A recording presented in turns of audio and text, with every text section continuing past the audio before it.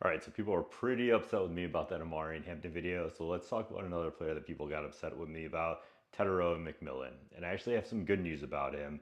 And I feel like people also yell at me less when Mila's in the video. So say what's up to Mila. She just turned 1 a couple days ago. But Tetairoa McMillan just returned back to practice. And that's a good thing, obviously.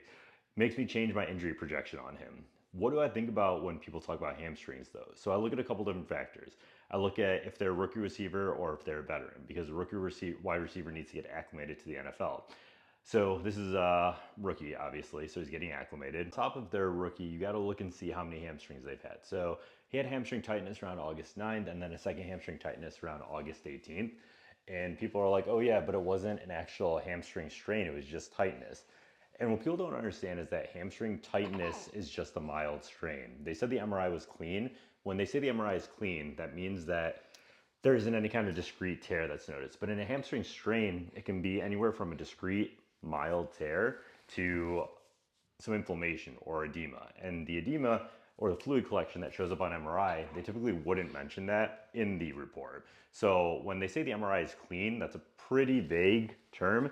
And although it's good news compared to it being a severe injury, it's not saying that there's no injury. You have to look at their last factor. When are they returning back? And this is where it's good news for Tetairoa McMillan because he's already back at practice in the preseason. So he returned back. He's a rookie. You would think that they would take it conservatively with him.